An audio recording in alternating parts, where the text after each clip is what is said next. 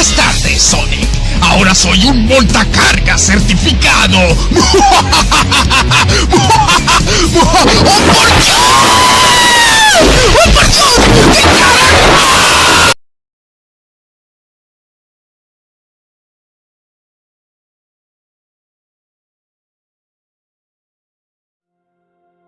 Ecuestria. Un mundo mágico, donde hay todo tipo de civilizaciones y razas, así como criaturas y seres vivos. La armonía y la amistad entre las razas era lo que predominaba, en la mayoría de todo este enorme reino. Aunque, no siempre fue así. Hace varias lunas atrás, Ecuestria, antes de ser el continente colorido y mágico de la actualidad, era un lugar infértil, casi desértico, dominado por un carnero muy temido por todos. Grogar, un carnero anciano, conocido por ser el padre de los monstruos, pues él había creado a varias bestias y anomalías de la naturaleza, las cuales atacaban y amenazaban a las poblaciones de ponis de ese tiempo con su hostilidad. Aquella cabra de azul oscuro, tenía bajo su control toda granja y pastizal que estuviera a la vista, con su exageradamente gran cantidad de poder, la cual, era tanta, que tuvo que comprimirla y guardarla en un talismán. El cencerro hechizante, un artefacto que guardaba gran parte de la magia oscura del temible Grogar, quien por varios años continuó su reinado del terror, dominando toda granja y pastizal, a la vez que sus creaciones atormentaban a los habitantes. Hasta que un día, el reinado de terror de Grogar terminó, cuando una pony, de nombre Gusty la Grandiosa, quien aprovechó un descuido de Grogar, robaría el cencerro que contenía la magia de Grogar, y lo llevaría a una montaña muy protegida y resguardada por sus peligros, casi inaccesible, por cosas como las ventiscas de aire, la fauna, y el escudo mágico que impedía la entrada, terminando de una vez el reinado de Grogar. Aunque, a pesar de que el reinado de Grogar finalizó, las cosas todavía no mejoraban. Pues, los ponis, los cuales se dividían en tres razas, terrestres, pegasos y unicornios, estaban en conflicto. Debido a diferentes factores, las tres razas discutían y se reprochaban entre sí. Cada una de las tres tenían un labor específico, los ponis terrestres se encargaban de las cosechas, los pegasos del clima, y los unicornios se encargaban de levantar el día y la noche. Fue así por años. Hasta que, aparecieron una raza híbrida, conocida como, alicornios. Los más destacantes, eran las hermanas del día y la noche, las princesas Luna y Celestia, quienes se encargaban de hacer que el día y la noche tomen su rumbo con su magia. Aunque, debido a ciertas cosas que habían entre ambas hermanas, sobre todo la princesa Luna, quien se sentía menospreciada y odiada por los demás, quienes preferían a su otra hermana, poco a poco cayó en un sentimiento de rencor, el cual la consumió, hasta que, un día, harta de la reputación que le daban los demás, sucumbió a una transformación, la cual la volvió en aquello por lo que los demás la solían llamar Nightmare Moon. Nightmare Moon era la versión malvada de Luna al perder el control, con el objetivo de hacer que la noche fuera eterna. Celestia quiso detener a su corrompida hermana, pero solo logró quedar casi fuera de combate a mitad de la pelea. A lo que Celestia recurrió a un método que acabaría con esta pesadilla. Usar unos artefactos poderosos conocidos como los elementos de la armonía, con los que mandaría a su hermana a la luna por 1000 años. Todo un milenio, donde siempre que salía la luna, se podía ver unas marcas en la superficie rocosa del pequeño planeta, el cual reflejaba la silueta de lo que fue la hermana de la princesa del sol. 1000 años después en el futuro, Nightmare Moon regresó para seguir con su plan de la noche eterna, pero al igual que la vez anterior, sus planes serían interrumpidos. Pero, esa vez no, sería por la princesa Celestia. ¿Quién, o más bien, quienes se encargarían de derrotar y interrumpir sus planes, serían 6 ponis de diferentes razas y talentos.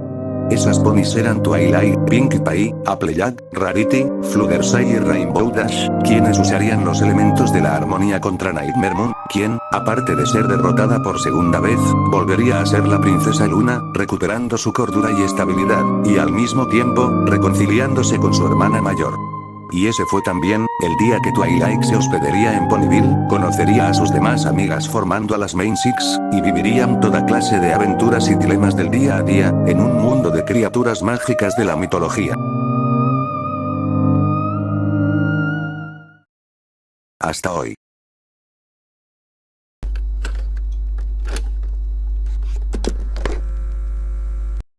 buenas. Me presento, soy biólogo graduado de la Academia de Ponis Superdotados de la Princesa Celestia. Quizás les suene más por ser el lugar donde la princesa Twilight estudió y se volvió la estudiante más confiable de Celestia por años. Sé que no me conoces, aunque la verdad daría lo mismo. De por sí me la paso la mayoría del día en una habitación leyendo o experimentado, y la mayoría de mis compañeros son lo mismo, aunque uno que otro sí sale de vez en cuando. Probablemente te preguntarás por qué estoy hablando, o por qué estoy acá. Digamos que la princesa Celestia me contrató para un trabajo, algo particular. Un proyecto de investigación hacia la biodiversidad. Parece algo normal, ya sabes, solo visualizar y estudiar especies animales y una que otra criatura fantástica que ronda por ahí y por allá. Pero lo que al final parecía una simple investigación, se tornó en algo, un tanto repentino. La princesa Celestia dijo que desde hace un mes, han ocurrido un sinfín de casos variados en diferentes partes del reino, y todos coinciden en una misma cosa. Un encuentro o ataque de un animal nunca antes avistado. Y todos casi siempre tienen una descripción similar. Un reptil, mamífero o animal similar a un dragón, tigre, elefante, lobo o algún animal al azar en el que puedas pensar, pero con características o apariencia más primitiva, comportamiento más primitivo o salvaje, y que a pesar de que carezcan de algo como alas, escupir fuego, o vocabulario, han llamado bastante la atención estos últimos días. Por lo que he tenido la tarea de investigar y analizar de cerca a los especímenes que la princesa me ha asignado. Toda la información será recolectada a partir de un diario en el que resumiré mi día a día, y lo que haya descubierto de los animales que me haya encontrado. Será un largo viaje para mí, pero estoy dispuesto a analizar y apreciar esta nueva clase de vida en la fauna de Ecuestria. Deséenme suerte.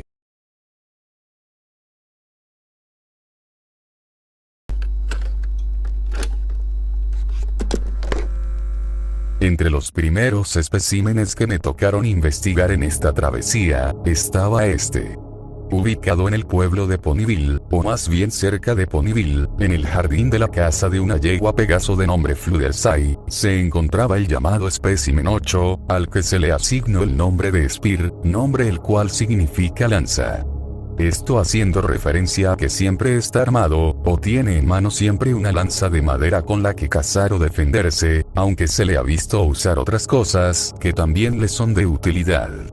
Con una altura de 1,63 m, un cuerpo robusto, brazos con unas manos muy grandes y anchas, fuerza igualada o hasta incluso superior a la de un guardia entrenado de la realeza, una larga cabellera desgreñada y áspera que le llega a los hombros, vello corporal alrededor de su cuerpo y una gran nariz para respirar mejor el aire del ambiente. Es un espécimen que da mucho de qué hablar, pero trataré de ser lo más resumido que pueda. Además, trataré de guiarme por libros de biología del mundo humano que trajo la princesa Twilight. Según por lo que leí, él no pertenecería al género del Homo sapiens como el humano, sino que pertenece a otro grupo de homínidos similares llamados Neandertal, quienes convivieron con los mismos junto a otros homínidos y animales que ahora están extintos, al menos en el mundo humano. Aunque se dice que en algunas partes del mundo, existen personas que en parte de sí, presentan ADN Neandertal. Spear tiene, o hasta ahora se le ha visto siempre con un comportamiento neutral, suele ser siempre bastante pacífico o tranquilo, de vez en cuando se le ha visto recorrer las calles del pueblo mirando su entorno a la vez que conoce a la población del mismo.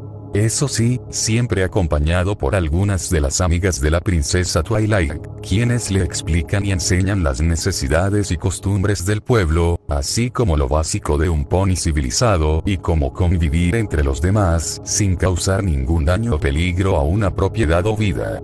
Para ser algo grande y hasta pesado a simple vista, tiene unos reflejos y velocidad bastante impresionantes. Desde correr tan rápido como un perro al tope de energía, poder trepar rápidamente árboles y desplazarse en ellos como un felino, poder ocultarse fácilmente en la hierba. Pero lo que en verdad me interesó, es su intelecto. Es bastante interesante ver cómo se desarrolla y evoluciona hablando con respecto a descubrir y aprender a usar herramientas y objetos, así como fabricarlos, esto impulsado por la forma en la que fabrica tanto su armamento, como su vestimenta con distintos materiales. Al parecer, la supervivencia de un mundo salvaje que al mismo tiempo puede llegar a ser cruel tiene sus beneficios, aunque prefiero ver al sujeto teniendo un respiro en la mágica tierra de Equestria. Verlo sonreír es tanto agradable como interesante, prueba de que al igual que el pony, es un ser listo y emocional, y no solo un salvaje que piensa en cazar por comer. Aunque no podría decir casi lo mismo del otro espécimen. El espécimen 9, una tiranosaurio rex hembra de 2,50 metros de altura, a la que se le ha asignado el apodo de Fam, es un caso un tanto diferente. Su comportamiento, aunque en teoría es neutral, sigue siendo un animal depredador. Aunque se ve que si piensa, llega a razonar, sabe cómo hacer estrategias de caza, correr varios kilómetros por hora, reflejos sorprendentes para un ser de su tamaño y peso. Y según los libros que mencionan y describen a este animal, es el terópodo más grande que ha existido, por su peso y músculo, el poder de su mandíbula, y siendo apodado como el rey de los lagartos tiranos. Aunque el caso de Fam es un tanto curioso. Según los libros y estudios hechos por biólogos experimentados en el tema y descubrimientos de arqueólogos, el tiranosaurio tenía una altura de 4 metros, un peso de 6 a 8 toneladas, y sobre todo, y el dato que más resalta desde mi punto de vista, es que según se decía, los tiranosaurios poseían plumas, o protoplumas en su cuerpo, sobre todo la espalda. En el caso de Fam, su peso se podría decir que apenas roza las 3 o 4 toneladas, puede correr y sprintear a gran velocidad, cuando se supone que los tiranosaurios no eran tan rápidos, su altura apenas roza la mitad de un fósil de algún pariente suyo, y sobre todo, su cuerpo carece de algún plumaje.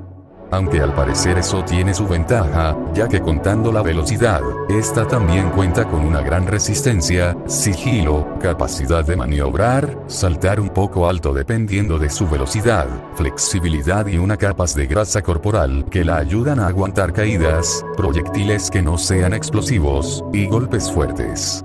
A diferencia de Spear, Fam sí presenta problemas o obstáculos en cuanto a adaptación, tanto con los animales de Fluderside, como con los habitantes del pueblo. Ejemplo de esto, fue lo que ocurrió un sábado a mediodía, donde se vio a la tiranosaurio comerse todo un cajón de uvas de un puesto, y lo hizo sin dudarlo, o dándole igual las normas sobre comercio. Postdata, era obvio que iba a pasar, es un animal. Solo quería satisfacer su hambre, aprovechando que su sola presencia asustó al dueño del puesto, quien huyó del lugar pensando que lo querían hacer almuerzo. Un dato curioso que noté al ver detenidamente al espécimen, es que a los pocos minutos de haber consumido decenas de montones de uvas del puesto, al parecer le dio un efecto secundario. Pues al querer retirarse del lugar, comenzó a tambalearse y a moverse torpemente de un lado a otro, y de vez en cuando, chocando con algún poste o pared, mientras que la pony que los estaba guiando, la cual era Applejack, trataba de hacer que siguiera el rumbo del camino para salir del lugar. Al ver esto me quedé algo extrañado y a la vez algo fascinado. Había visto indicios de embriaguez en el animal, algo no muy importante, pero que sí demuestra y deja ver una ventana a cómo pudieron ser los animales que ya no están con nosotros hoy en día.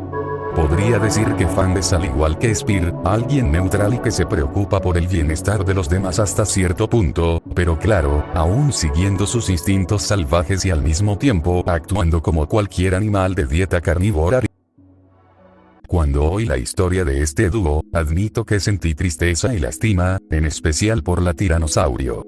Spear parece que sí pudo superarlo y seguir adelante para rescatar a su amiga secuestrada, al menos hasta cierto punto, pero en el caso de Fam, una vez noté algo particular, el cual podría dar una idea de lo que estoy hablando. En uno de los vistazos que le hacía frecuentemente a la tiranosaurio en la casa de Fluderside a mediodía, llegué a ver algo que llamó mi atención. En algún punto, Fam, quien estaba recostada bajo la sombra de un árbol reposando mientras comía una pequeña pila de pescado, se detuvo, y se quedó mirando a una familia de patos, conformada por la mamá pato, y 6 crías de la misma. La mamá pato le estaba enseñando algo a sus crías, probablemente buscar comida, y mientras eso ocurría, llegué a notar algo en el rostro de la tiranosaurio. Al principio creía que sería enojo de que estuvieran en su zona, o entusiasmo de haber conseguido alguna presa fácil, pero lo que vi fue distinto. Pude notar que su expresión era decayente, por no decir que era prácticamente tristeza. Al revisar constantemente a la tiranosaurio, pude notar que siempre ponía esa expresión cuando veía a alguna de las familias de animales que rondaban por el jardín de Fluttershy, por lo que decidí preguntarle a la Pegaso para ver si conseguía información valiosa que explicara ese comportamiento, sabiendo que ella, junto a las princesas y los elementos de la armonía, habían visto las mentes de Spirit Fan. Lo que oí me conmovió. Supe el porqué ese comportamiento, las heridas, su apegamiento hacia el cavernícola, y sobre todo, el origen de esa mirada. Quizás la naturaleza sea cruel, pero la forma en la que este dúo la enfrenta, es de admirar.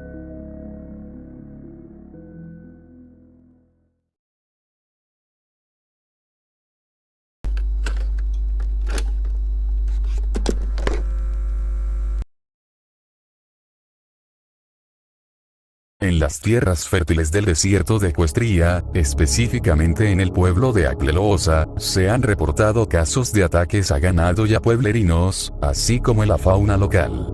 Es una serie de eventos que han estado ocurriendo desde hace un mes, donde, recalco, es un lugar donde el ataque de animales no es muy común o no suele ser frecuente. Por lo que al oír que la tasa de encuentros o ataques de animales de Acleloosa poco a poco suben, es algo preocupante, así como dar indicios de que ahí se encuentra alguno de estos primitivos animales, adaptándose a este entorno casi desolado, y atacando a las tribus y pueblerinos que encuentra, ya sea por la poca variedad de comida viva que hay en este lugar, o por sentido territorial. De este lugar, destacan dos especies en particular.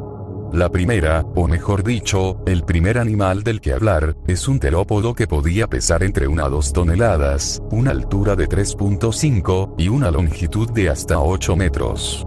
Este animal, al que se le ha puesto el nombre de Burrunjor, por la información que se me ha dado, es un depredador de emboscadas. Sus presas principales son los búfalos de las tribus de estas tierras. Los búfalos, quienes hace no mucho, habían hecho un trato de paz con los ponis de Acleloosa, luego de un conflicto que se estuvo llevando por años, al final resuelto gracias a la princesa Twilight y sus amigas, son, como acabó de decir, una tribu nativa de estas tierras desde hace muchas generaciones atrás, conocidos más por su tradición, la cual es recorrer todas las tierras en honor a sus antepasados, un evento que puedes ver ya sea en tren, o en los campos de manzanos de Acleloosa. Digo esto porque, en la rodeada de este año, fui testigo de algo. Algo que tiene que ver con una serie de eventos que se formaron en cadena, y que trataré de asimilar con la información que me hayan dado los búfalos y los pueblerinos, y dar una respuesta a esto, si es que le atino.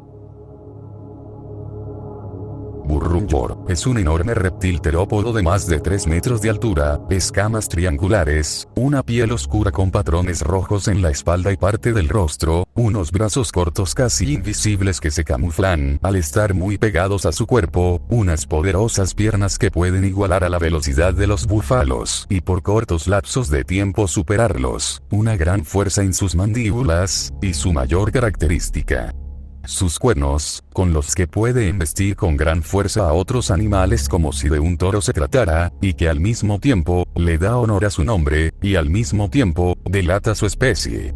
Carnotaurus.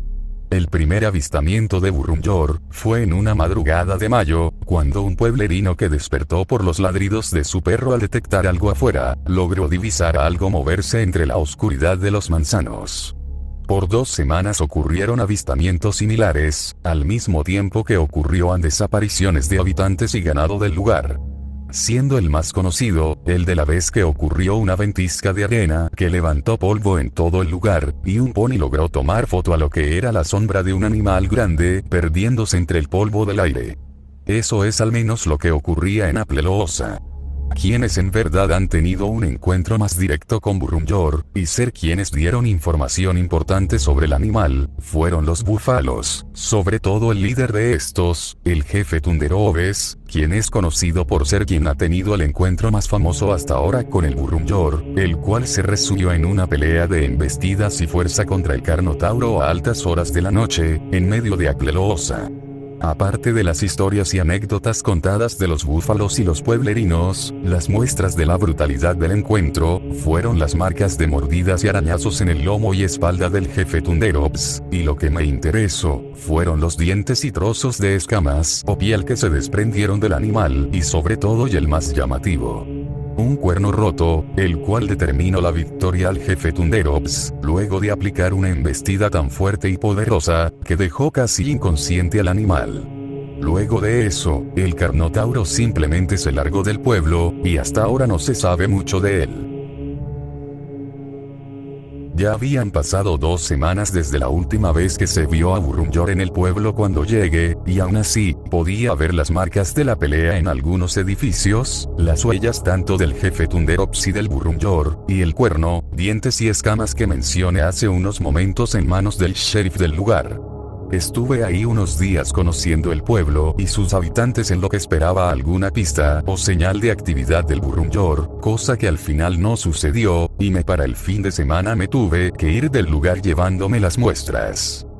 Pero, a pesar de eso, sí ocurrió algo peculiar, una noche antes de partir de Aclelosa. Pues en la noche, en algún punto los grillos dejaron de cantar, y acto seguido, se escucharon los sonidos de varios animales afuera acechando a ganado y fauna cercana, el sonido del sprint de algo que aunque no era muy grande, tenía la pinta de ser pesado, y uno que otro sonido, el cual parecía la combinación entre el ronroneo de un felino, y el sonido de un cocodrilo o caimán. El suceso duró casi unas 3 horas, antes de que el lugar volviera a estar en silencio, y el canto de los grillos volvió unos minutos después. Cuando todos salimos al día siguiente a ver lo que pasó, vimos que algunos animales como las gallinas habían desaparecido, o en otros casos, tirados en el suelo con heridas profundas y a medio comer. Cerca de los cuerpos y en gran parte de Aclelosa, se encontraron diversas huellas esparcidas por el lugar.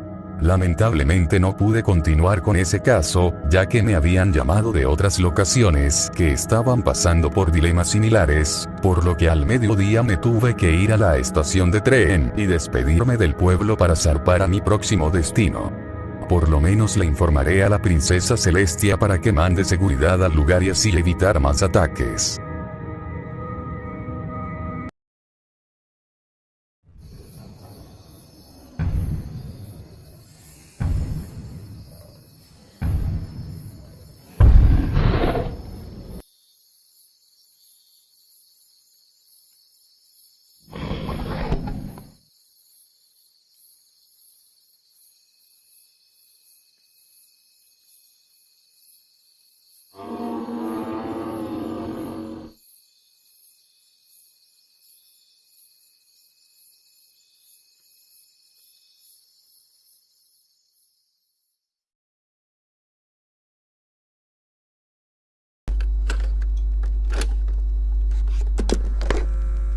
Mi siguiente parada fue en una pequeña comunidad cercana a unas grandes montañas, las cuales estaban rodeadas por un extenso campo de árboles que se extendía por casi todo el terreno. La razón por la que me llamaron a este lugar fue debido a que se habían reportado numerosos casos de desapariciones y sucesos extraños que ocurrían durante las noches, y raras veces en el día. Aparentemente estaban hablando sobre un grupo de ladrones, o hasta secuestradores que estuvieran bien ocultos en alguna zona de los bosques o hasta las montañas. Principalmente la mayoría de la gente de esta comunidad repite y da por decir que se tratan de grifos. Esto debido a las huellas y marcas que suelen dejar luego de desaparecer, principalmente plumas y pisadas de 3 dedos que se pierden en las profundidades del bosque, donde nadie suele adentrarse. No soy alguien especializado en la criminología o que se dedique a la búsqueda e investigación de robos o crímenes de este tipo, pero supuse que quizás por algo me habían llamado. Era una medida desesperada por parte de esta gente para que estos asaltos nocturnos de objetivos poco claros parara, y recuperara esos ponis que se esfumaron de la noche a la mañana. Quería escribir una carta para la princesa Celestia, para que pudiera mandar algún grupo de seguridad, o lo que fuera para ayudar a esta gente. Pero fue al entrevistar a algunos habitantes, para tener datos adicionales y información más clara de los hechos, cuando todo lo que pensé sobre supuestos grifos, como mencionaba la mayoría, comenzó a cambiar hasta transformarse en algo diferente. Con las luces apagadas, fue cuando decidí ver afuera desde mi ventana, y logré ver su silueta. Parado en la cima de unas rocas, iluminadas por la luz de la luna, ahí estaba. Usando solo sus patas traseras, él estaba ahí, parado, con una cabeza alargada apuntando hacia arriba, observando el cielo. Fue cuando noté sus patas delanteras, o más bien, sus brazos, su garra que sobresalía del pie, su cola demasiado larga y que desde lejos se veía que estaba cubierta de plumaje, y sobre todo, su gran tamaño, competente con el de un lobo de madera, cuando llegué a dudar de que fuera un grifo. Luego de un largo día, me decidí regresar a mi casa a descansar, pero en medio del camino, sentí un escalofrío. Sentía como si alguien me estuviera observando desde atrás. Cuando volteé y miré a mi alrededor, logré notar algo a lo lejos, observándome desde los árboles. A pesar de la distancia, sí pude notar algunas cosas de eso. Todo su cuerpo, exceptuando el rostro, era oscuro y se camuflaba con la oscuridad del bosque, y unos ojos que brillaban entre la oscuridad, de los cuales podía sentir cómo apuntaban hacia mí. Fue suficiente para acelerar el paso y dirigirme a mi casa sin importarme nada más de mi alrededor. En ese momento, solo quería estar en mi casa. Todavía estoy angustiado en la búsqueda de una sábana o manta para cubrir las ventanas, y mover todos los muebles pesados hacia las puertas. Desde que escuchamos los casos de desapariciones en el lugar, tomé las medidas de seguridad requeridas para mi protección y la de mi hijo, quien inocentemente no conoce todavía el grado de la situación y a qué se debe.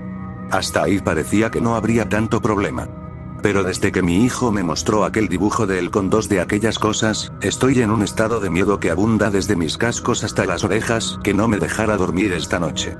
Me alegro de que mis ventanas sean de las típicas rígidas de 4 cristales separados. Me llego a contar como uno de los seres se acercó donde la ventana, y pegaba su rostro al vidrio y se deslizaba, como si tratara de abrirla o creyera que fuera de esas ventanas que se abren desde adentro o se deslizan a un lado. Tapar las ventanas y cerrar con llave las puertas es lo único que se me ocurre. No puedo pensar en nada más. A veces solo quisiera que todo esto solo sea un mal sueño, pero desde que llegue a ver a uno con los binoculares de quien alguna vez fue mi hermano. Solo pido a las princesas Luna, Celestia y a la princesa Twilight que resuelvan esto lo antes posible. Fueron todos estos testimonios y sus ilustraciones los que me dieron una respuesta más clara. Era obvio, estos no eran grifos. Esa anatomía, el cuerpo plumífero, el parecer un ave y un reptil a la vez, y la garra sobresaliente.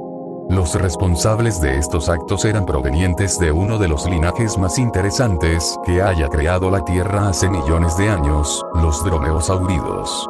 Y tomando en cuenta las descripciones que se les daba, me podía dar la idea de qué familiar era. Utahraptor, el miembro más grande de esta familia.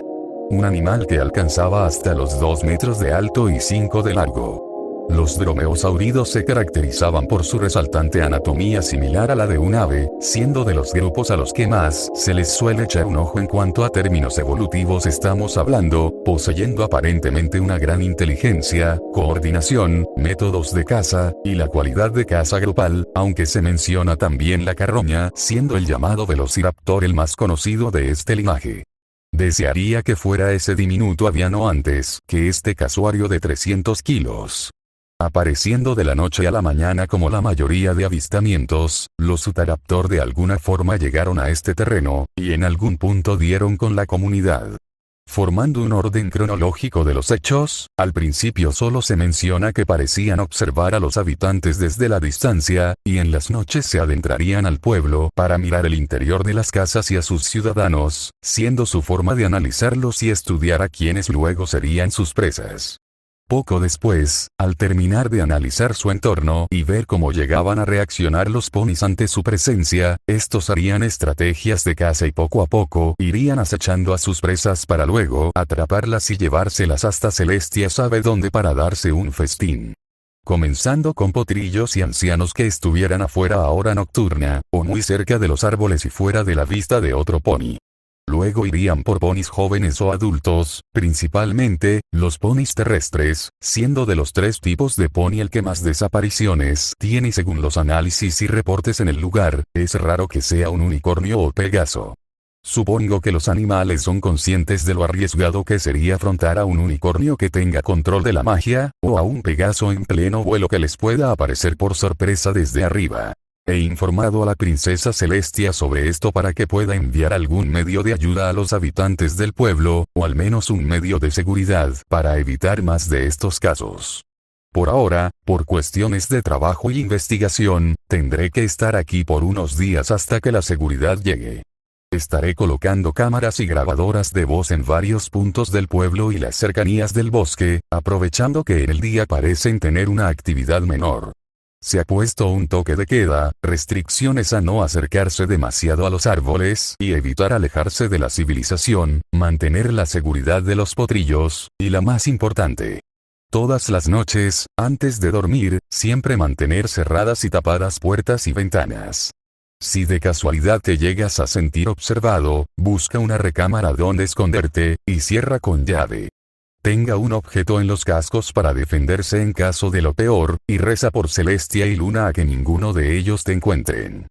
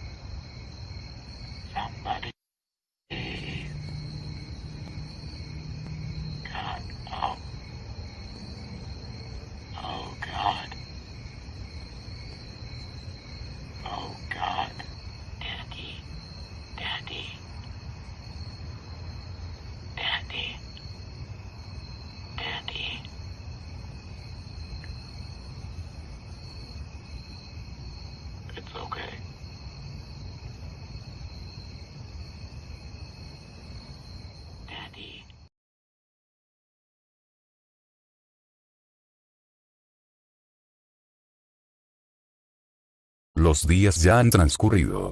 Durante todo ese tiempo, he sido testigo de cosas. Cosas que por más que lo intente, nunca se van de mi cabeza, y se repiten una y otra vez en bucle cuando lo recuerdo. En mi primer día, desde las 10 de la mañana, sin contar a los ponis actuando de forma muy reservada y mirando a todos lados por seguridad, todo era relativamente normal. Pero fue a partir del anochecer, a partir de las 8 de la tarde, cuando todo cambió de manera radical. Debido a que seguíamos el protocolo, a partir de esas horas los habitantes se dirigieron a sus casas rápidamente para encerrarse adentro por seguridad. Algunos incluso apagaban las luces estando en oscuridad total. En mi caso hice lo mismo, pero como mi hospedaje era en una casa rentada de 2 pisos, no tenía problema en usar un pequeño farol que diera luz a mi recámara, algo útil para seguir leyendo las cartas que me envía la princesa Celestia sobre otros casos ocurridos relacionados a más de estas criaturas que alguna vez gobernaron el planeta. Durante este tiempo, la tasa de apariciones y fenómenos ha aumentado drásticamente en todo el reino. Afueras de Ponyville, en el bosque Everfree, algunos ponis han reportado la presencia de un ser grande, cubierto de alguna melena o plumas similares a un oso, con brazos largos y un cuello alargado como el de algún ave terrestre. Dicen que por donde pasa, deja rasguños y marcas de arañazos y garras en los árboles y en parte las rocas, deja grandes huellas, y parece intimidar a todo animal habitante del bosque ante su presencia, actuando como si de un fantasma o ente del bosque se tratara. En Canterlot, figuras de relevancia y ponis de clase alta se quejan de la presencia y irrupción prematura de criaturas diminutas o animales voladores que asaltan sus comidas o que rompen o ensucian sus ropas elegantes, incluso habiendo casos de agresión por parte de los propios animales, los cuales poco a poco están siendo capturados y llevados a algún santuario o terreno donde puedan rondar sin provocar algún daño colateral. El Imperio de Cristal ha estado en alerta máxima. Desde la noche que ocurrió el primer ataque y encuentro y lo que pudo ser una tragedia mayor, durante las siguientes noches el reino ha tenido la visita indeseada de muchos murciélagos de grandes proporciones. Aparecen llevándose a los ponis que estén rondando afuera como un ave rapaz, se esconden en lugares oscuros como callejones y atacan a quien pase cerca por sorpresa, y en los peores escenarios, volar directamente donde una propiedad, entrar a la fuerza, y directamente aniquilar o llevarse a quien esté adentro. Solo pasó una vez hace 3 semanas, pero todavía está el temor de que usen más seguido esta técnica. Actualmente el reino está cubierto de un escudo mágico que evita que los murciélagos entren, por lo que en las noches es normal que en las calles veas sombras o siluetas moviéndose en la superficie del suelo al tratarse de los murciélagos parados sobre el escudo. Pero esto no se limita solo al reino, ya que en las afueras se han reportado también casos de otras criaturas y animales que acechan desde la nieve. Lobos gigantes que van en grandes manadas, el rugir de grandes osos que corren directo a una presa desde la lejanía, el retumbar de grandes pisadas de siluetas que se mueven tras las ventiscas como entes, con sus grandes colmillos que rompen las corrientes de aire. Una en particular que me interesó cuando la vi, fue lo que se encontró hace 3 días, en un territorio de colinas nevadas a 9 kilómetros del reino. Un grupo de exploradores que arribó el lugar en busca de algún territorio nido donde sumergieran los murciélagos que tanto atacaban en reino. Esto lo hacían para idear un plan para sellar o tapar la salida con magia o algo pesado para que no salieran. Digo, si los murciélagos están aquí, debieron haber sumergido de algún lugar como alguna cueva, ¿no? Cuando llegaron al lugar, descubrieron una escena aterradora, como inesperada. Se encontraron con el cuerpo de uno de los murciélagos, desplomado, escuálido, casi en un estado momificado y completamente seco, faltándole el cuerpo de la cintura para abajo. Y alrededor del cadáver, se dice que el lugar estaba repleto de pisadas, zonas de impacto, nieve que se notaba fue atravesada por algo, y más a destacar, un rastro ancho que dirigía hacia las colinas, principalmente a una cueva profunda. Aunque estaban en un horario diurno y a una hora temprana, ninguno de los exploradores se atrevió a meter. Según los testimonios, no fue por las bajas temperaturas, ni hambre, ni miedo a la oscuridad, ni siquiera por algo que anduviera acechando a los alrededores. Los exploradores mencionaban que al estar cerca de la cueva, sintieron un fuerte escalofrío que recorría todo su cuerpo, algo en ellos les decía que no debían avanzar, ni mucho menos mirar qué había dentro. Por si no fuera poco, uno mencionó cómo incluso sintió como algo o alguien los observaba desde esa cueva. No que simplemente algo los observara y ya, sino que mencionaba cómo sentía que hacía contacto visual con algo que acechaba en lo más profundo de la caverna.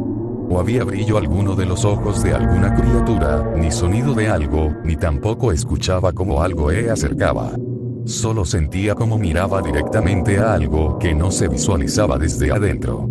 Al final solo decidieron irse del lugar, llevándose el cuerpo momificado del murciélago que estaba afuera como una muestra y sujeto de estudio. Este misterioso hecho puede dejar un extraño sentimiento y podría incomodar a más de uno. Pero ¿saben? Preferiría dejar esto como lo más raro y profundo del iceberg.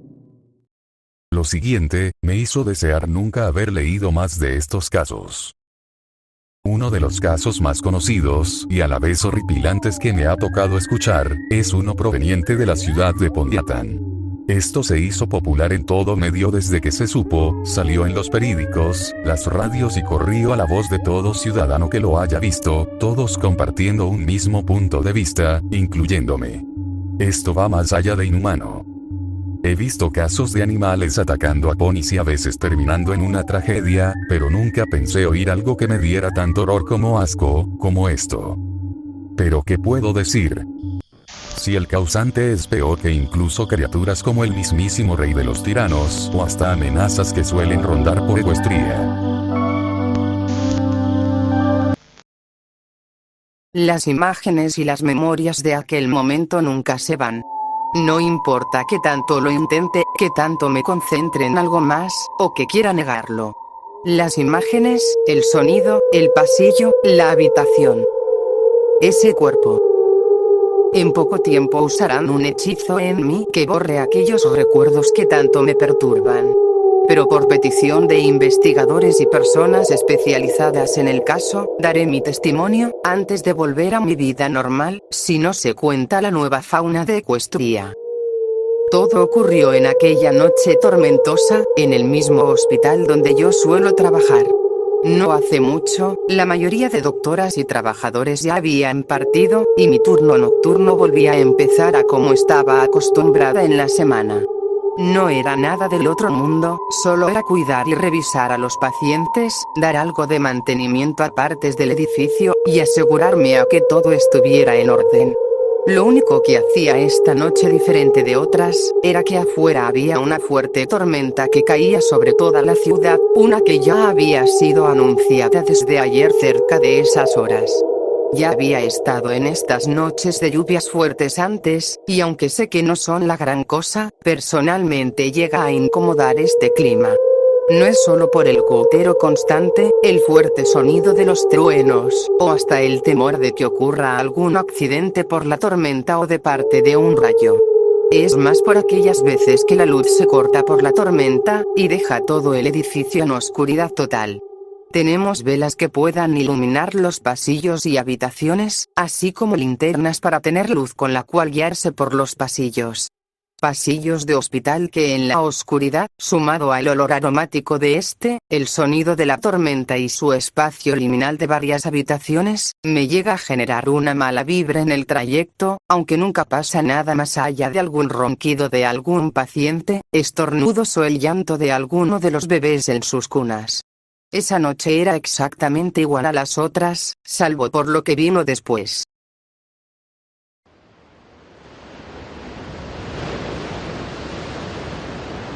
Poco después de la medianoche, pese al sonido de la lluvia, pude escuchar el llanto de uno de los bebés en una de las habitaciones del tercer piso, el mismo donde yo me encontraba rutinando. Al oírlo me dirigí directo a la habitación del llanto, de todos modos no era la primera vez que pasaba por esto. Los potrillos suelen temer del sonido de los truenos, la oscuridad, o pueden haber tenido un mal sueño, por lo que iba directamente a reconfortarlos para que puedan estar tranquilos y volver a dormir sin temor. Pero al acercarme hacia la habitación, repentinamente, el llanto cesó dejando en silencio el lugar una vez más. Por momentos paré y me sentí extraña. Lo pensé por momentos, y llegué a creer que quizás el potrillo volvió a dormir de nuevo, o solo dejó de llorar por alguna razón al azar, pero también llegué a creer que podría ser algo perjudicarte como una asfixia, por lo que seguí para ver el estado del niño. Pero mientras lo hacía, algo ocurrió. Mientras avanzaba, llegué a sentir algo raro en el ambiente. Ese sentimiento de que algo está fuera de lugar se hacía sentir por todo el lugar. Solo me impulsó más a ir hasta aquella puerta, y mientras lo hacía, sin esperarlo, ese olor aromático comenzó poco a poco a ser opacado por otro olor. Un olor a drenaje. Pero cuando llegué a la puerta, jamás creí hasta qué punto de mi vida vería algo similar.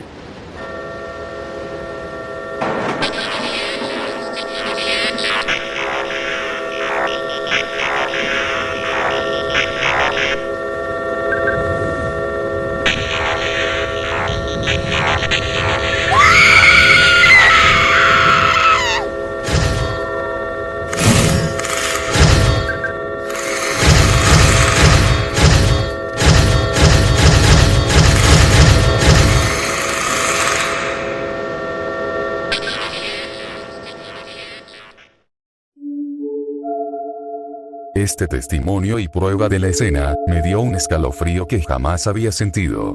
La descripción del animal causante de esto, sumado al comportamiento que posee, es algo que no había pensado que vería de un animal así. Pensaba que los Utahraptor de este pueblo eran terribles, pero este disque dinosaurio, los supera de manera aberrante. Piel llena de arrugas, algún plumaje que se nota áspero de la cabeza a la cola por encima, extremidades demasiado delgadas, dientes que sobresalen de sus mandíbulas, y para terminar, unos enormes ojos saltones que parecen ver más allá, como si fuera un no muerto. Por ahora no identifico al animal, en los libros no encuentro nada relacionado a tal descripción. A menos que sí pueda haber una pista. Principalmente relacionado a su comportamiento casi único. Cuando se hizo una inspección minuciosa en todo el edificio para ver si podrían encontrar alguna pista de los animales, los encargados notaron algo que llamó la atención a más de uno. Pisadas. Pisadas que iban y tomaban varias direcciones en partes del edificio, principalmente afuera. Las pisadas llegaban a tomar un patrón que daba un recorrido a varias partes del edificio, hasta finalmente llegar al techo, justo donde los ductos de ventilación. Es más que obvio lo que esto significa. Era como un grupo de ladrones planeando un atraco. Los animales habían inspeccionado el edificio desde afuera y adentro, usando un sigilo ingenioso a través de los ductos del lugar para transportarse de un lado a otro, lo que significa que además de la habitación donde ocurrió el ataque, también sabían y tenían un acceso a otras habitaciones con pacientes. Un animal que tuviera la inteligencia como para hacer algo así, debería ser demasiado, por no decir hasta tan o más listo que alguna ave entrenada. Y creo que sé quién podría ser un animal que ya ni siquiera se le considera dinosaurio. El Troodon, el aclamadamente ser más listo de su época, con aparentemente un cerebro muy bien desarrollado como el de ninguno. He oído que se han reportado más avistamientos sobre esta criatura en otras partes de la ciudad, principalmente, los callejones, lugares abandonados, e incluso los alcantarillados de la ciudad. Me aterra saber de lo que serían capaces estos monstruos de 1 metro si se llegasen a topar con algún desafortunado y tener éxito en cazarlo. Por ahora este caso se ha tenido muy a pendiente, y muchos encargados de control animal se la han arreglado para ubicarlos y darles captura. Por ahora, lo único que puedo decir, es que espero que la pesadilla que provocan estos animales termine pronto, antes de que cobren otra vida de una manera que no se la desearía, ni a mi peor enemigo.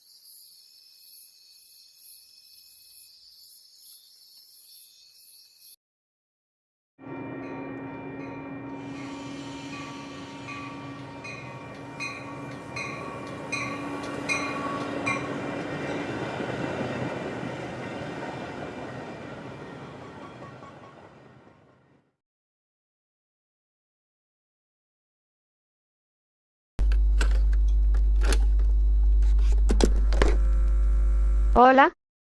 Está grabando. Si se escucha. Oh, qué bien. Buenas, me presento, soy y estoy iniciando esta grabación como un encargo de la Organización de Vida Silvestre y la Princesa Celestia, para un reporte con recolección de información valiosa. Principalmente, información sobre las anomalías, o mejor dicho, de las criaturas prehistóricas que han llegado al continente de Ecuestria. Felinos, sinápsidos, primates, animales avianos, saurópodos, terópodos, esto de una lista larga con un número muy grande de animales que conocer y descubrir en este enorme continente y quizás incluso el mundo. No hace mucho acabo de tener un ascenso en mi puesto de bióloga, y ya se me ha dado el permiso de ir a alguna expedición, o mejor aún, estudiar o visualizar especies más de cerca. Y qué mejor momento que ahora. Muchas miles de criaturas nuevas del pasado por conocer ronda en toda Ecuestria, y de ningún modo me impediría querer verlas con mis propios ojos. Désenme suerte, pronto daré mis primeras impresiones en la siguiente grabación.